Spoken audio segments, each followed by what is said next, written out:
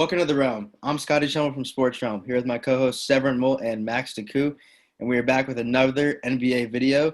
Today we're talking about the season preview, early season preview this time, and we're going to discuss a lot of things, matchups, the Rockets, early games, and how teams are going to be doing pretty much the first month of the season. Severin? Yeah, so we're recording this right now when tomorrow is December 22nd, NBA's opening night.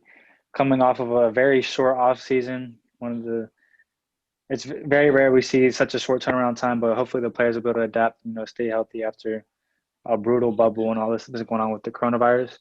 But tomorrow night is the Lakers Clippers marquee matchup and the Warriors and Nets. But all eyes on the Lakers and Clippers as the Battle of LA has been a topic ever since Kawhi and LeBron have moved to Los Angeles. So, Max, you're a Clippers fan. How are you feeling Let's about hear it tomorrow? from the man Max himself. Let's hear it. All right, so the Clippers obviously are under a high amount of pressure right now this season. Some people see it as boom or you lose Kawhi. Paul George just signed the max extension. They switched up the coaching staff, hired Tyronn Lue. So they're going to be looking to start off the season strong against the Lakers and see if they can keep the season going, especially because of all these rumors that are coming out now that saying Kawhi is looking to decline his player option if everything happens normally, and especially if the Clippers do not reach the high hopes that they have set for themselves. Mm-hmm. So who's going to win the game tomorrow night? Preseason basketball didn't show too much for the Clippers. It didn't really show much for the Lakers either, but all things considered, the Lakers do still look like the better team coming off a championship and only improving their roster afterwards. So I'm not going to say it's a guaranteed Clippers win like I normally would, but they're still going to pull it out. So how bad does that loss of Trez hurt you? It hurts a lot. We did patch the hole per se, signing Serge Ibaka. That was probably the Clippers' best offseason move. Yeah. Wait, I think Trez is gonna have a big impact early for the Clippers, especially with trying to impress everyone on the Clippers playing against them. But I mean, he doesn't have to there. You know what he's about. He had a second highest percentage of usage in the paint. So I think he's just going to try to dominate them. But we'll see. Severin, what do you think? Yeah, tomorrow night I would pick the Lakers just because they look like the best. They look like the best team in basketball last time we saw them, and they haven't. You wouldn't say that they've gotten worse. Yeah. So I also think they're the best team in basketball, and I would expect them to be the favorites in every game they play, unless, of course, other things happen like injuries per se. But I mean, with Dennis Schroeder, Montrezl Harrell, LeBron's going to look to get those two guys involved early and often because he wants to get someone acclimated. LeBron's all about racking up his assist numbers while making sure that players get acclimated. So I like to see Trez see the floor a lot, Dennis Schroeder see the floor a lot. And I don't think the Clippers, from what we saw last season, they're not really motivated to make the big statement regular season matchups because they're concerned about the long-term goal. And their philosophy might change with the new coach, but Kawhi Leonard is still the face of that franchise, and he's the ultimate saver for the playoffs. And he's definitely not going to get tripped up if they lose tomorrow night because in the grand scheme of things, it doesn't mean anything for the season. So, I think LeBron James is more likely to take it seriously than Kawhi Leonard just because he understands that the media will have all eyes on it. So I would expect the Lakers to win it, but I don't think it'll be a deciding factor in who's a better team going forward. Yeah, I agree with that. So how do you think the Nets are going to look early on with Kevin Durant coming back, Kyrie coming back, Karis LeVert, and all those guys playing together for the first time? It's really – I know preseason is not much to speak on, but Kevin Durant was looking good. So he had his nice long break. He's going to come back. He doesn't really – they have expectations, but this season's really just going to be for KD and Kyrie to ball out and show that one for Kevin Durant. He still got it. And then Kyrie, he's been under a lot of scrutiny. So I think he's just ready to come out and play basketball after missing the last however many months it's been. So I think they're just going to come out and hoop for the early part of the season. Yeah, I expect them to be playing well together. I don't know how quick it'll happen, but I mean they have a lot of time to do it, and they're in the East, so it's not as much pressure. Like, or it's not as hard to make the playoffs, so they have that time. Fortunately for them, but I think they'll mold together pretty well, and they have Jared Allen as a good center. They have Karis LeVert. They have Spencer Dinwiddie, so they're a pretty solid team overall. So I think even if they don't click immediately, they have guys that'll pick them up, and I think it'll get going eventually. All fun and games until they trade all of them for Harden. Yeah, it doesn't seem likely, but yeah, with the Nets Warriors, you have. I mean, we can't forget the Warriors. Steph Curry is finally coming back, and I spent 4 years rooting against them because they were on the best team in the league. But now he's not on the best team in the league. I have no problem seeing Steph Curry go off and show why he's. I mean, to me, I still think he's the best point guard in the league just because last time we saw him, he was, and he showed that. Mm-hmm. Although he struggled last year in the very limited action, I expect Steph Curry to put up a monster this year, but the Warriors roster isn't where it once was. And so the Nets should make a big statement saying they're a title contender against the Warriors because Draymond Green is hurt. We know Klay Thompson's out for the year.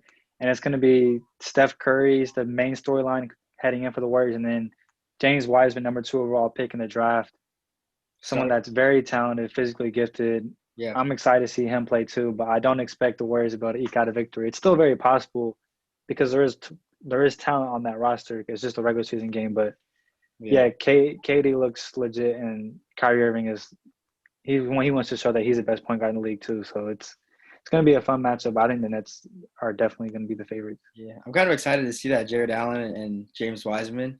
That's not an easy first matchup for him, but compared to like the competition he had in Memphis, I think this is going to be interesting to see how he does against that. So let's move on to Harden and the Houston Rockets. Max, you're down in that area. What do you think is going on, and what do you think Harden will do with the new help he has, or what do you think he's considering leaving? What do you think, Max? I mean, it's pretty evident that James Harden doesn't really want to be there. Mm-hmm. There's been talks that he will sit out if he's not traded. He obviously had that whole fiasco with not showing up to training camp in the early beginning of the season, preseason at least. So he's gonna play. He's gonna do his James Harden thing, but in the end, I don't see him being on that team when the trade deadline comes. Mm-hmm. Yeah, I can see that. So I'm not sure. I agree with that, but I'm not sure like who potential suitors are because I could see like I don't know who could make a package for him. I mean, I know Philadelphia was in some talks recently with them, and if I was them, I don't know why Daryl Morey didn't want to straight up like Ben Simmons, James Harden trade because you know what, I would like that. You don't think? Yeah, No. Harden on the Sixers would be so nice, and that's a team that if you put Harden, Tobias Harris, Joel Embiid, and some of those guys together, that's a team that challenges LA this year. I don't think you give up Ben Simmons. They have he's too bright of a player to do that. I mean, he's so young and like you can play with anybody as long as the only requirement for Ben Simmons is he has to have shooting around him. Yeah. But he's one of the 5 best defenders in basketball. He's an elite playmaker. He's a huge point guard, and he's just like a freak athlete and really coordinated. And like what he brings to the table and the fact that Philadelphia has him locked up and that he's going to be such a cornerstone for that franchise, Harden could get there and beat his contract again and bounce out whenever his contract is over, demand a trade again. And I just don't think that you give up Ben Simmons for James Harden, considering James Harden's stock is plummeting right now because of how Houston is trading him. There's no way that the Rockets are going to be able to get somebody that's equal of Ben Simmons. So you just wait it out. And Daryl Morey said it best. They're not going to take anything but clearance aisle prices. And with James Harden showing, like we've seen with superstars Like we saw Paul George get traded for hardly anything. It ended up working well in their favor, but we just see superstars get traded for so little whenever they start acting like that, that there's just no way that you can justify trading someone as good as Ben Simmons. I guess, but I mean, as you say, someone is good, but James Harden was averaging, what was it, like 33 points per game for a lot of the season last year, second or only second to Bradley Beal for a little bit there. But I mean, that's ridiculous, and that's a team that is like win now and like challenge the Lakers for a championship this year. I understand like it's a high risk that you could hurt yourself in the future long term, but it's a chance at a championship right now. So I But mean, you're that's looking at a distressed asset versus an asset that's content and that has built a relationship with the rest of the team. yeah. And I mean, they don't have to win now. Is the thing about Philadelphia.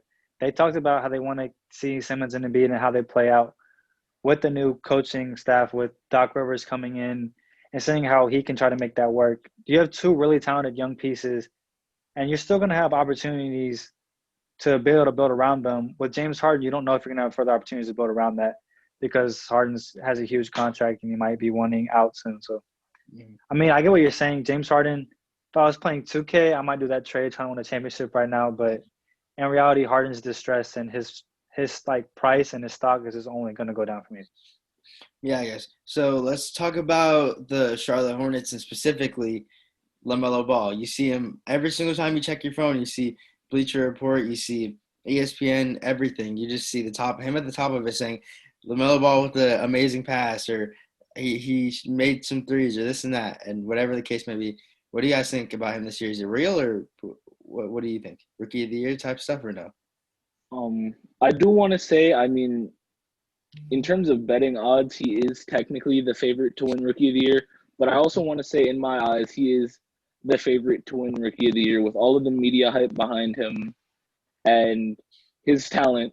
I do think that he is the most likely candidate to win Rookie of the Year. Mm-hmm. The only thing, his game has shown not many problems except for his efficiency. His efficiency Yeah. does need to be improved from what we saw in the preseason. But Mm-hmm. other than that, LaMelo is looking really nice. He has his highlight passes every game, so I think he's gonna ball out for Charlotte. I think he will too. I think he's and he's the hype the Hornets need. Like they've needed a name for a while that like puts them on the map. And at least like before this, I've seen the Hornets on ESPN once a year or like on Bleacher Report once a year, just saying like this is what they did, like this and that, like Like this. Jeremy Lamb hit a half court buzzer Yeah, beater. yeah, like okay, yeah, like we had to have Jeremy Lamb hit a three-quarter court buzzer beater against Toronto for us to be on ESPN once a year. But now, like I'm not even kidding, since the preseason, as someone who's seen the Hornets and we live in that area, like I've seen them on the news and on ESPN and that kind of stuff more than I've ever seen them in the last 5 years.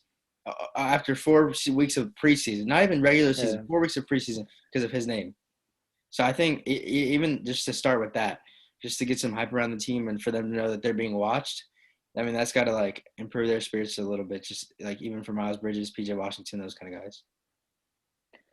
Yeah, with LaMelo, I mean, I think the preseason hype is a little unwarranted. LaMelo Ball he's a fantastic talent. We Mm-hmm. know that he can play make. He's shown that he's going to be a proven player who will make those passes you don't see many guys be able to make. He has a ridiculous ability to pass the ball, but he hasn't shown the ability to score in the preseason, which I think that the hype is kind of unwarranted.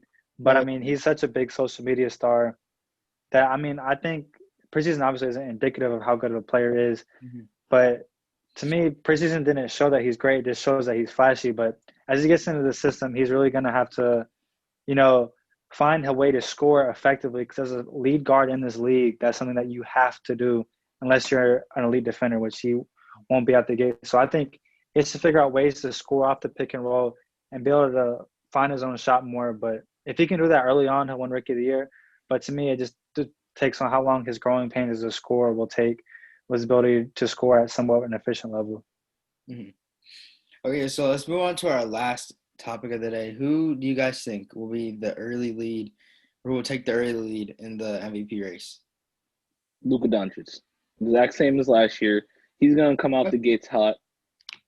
I see he's gonna come out, drop his 30-point triple-doubles. He's going to start the season averaging them 2K numbers like he did last year. Mm-hmm. I just don't see how he's not going to be an early – as long as they're winning, I don't see how he's not going to be an early MVP favorite. Severin, who do you think?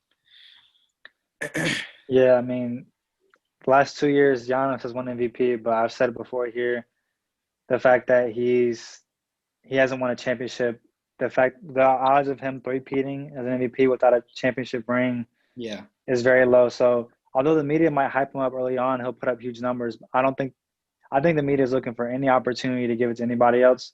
So even though he'll probably have the best numbers starting out the gate with his efficient shooting, I would like to go with Luca Doncic as well, as he's someone that the media is putting all their hype. They said he's a top – ESPN put him as a top 5 player in the world already at a young age, which isn't completely unwarranted because last time we saw him, he went off on the Clippers. And he's a ridiculous talent. And, yeah, he is built for the regular season just putting up numbers. It's so effortless on how he plays to just rack up. The media loves triple-doubles, and he's going to give them everything that they want. Well, yeah, I think – I mean, I obviously I agree with you too. He's going to be up there. And if the media hype is there, that the key like to that is like what Max said, that they have to be winning and their record has to be good for him to have some early hype. And I think it can happen because they have a pretty good roster. But I think that if I was going to say anyone else other than him, just to mix it up, I'd say Anthony Davis as a surprise person. 26 last year, 26, 9, and 3 last year, and they're coming off a championship, an amazing year, and he seems like one of the best players in the world. I really think he is. So with that supporting cast and LeBron James with him, I think he'll come out early. Like he'll come out quick and he'll come out hard because he's still young. So I think he could be up there too for possible MVP after the first month. Yeah, the biggest concern with him, which I think he does have the potential because he is a young superstar who just dominated in the finals, and the media would like to reward the fact that he just went off in the postseason. The biggest concern though is he's a big man, and we saw Giannis win it. The media has fallen in love with assists so much in a rounded out stat line. Yeah. I think the fact that he won't reach 5 assists a game is really going to hurt him just because the media just loves real honest stat lines now. They do. And it's really hard for a big man to win in today's league. It is. Well, yeah, thank you guys for watching. Like and subscribe. This will also be heard on Spotify and anywhere you can hear your podcast. Max? Sports Room out.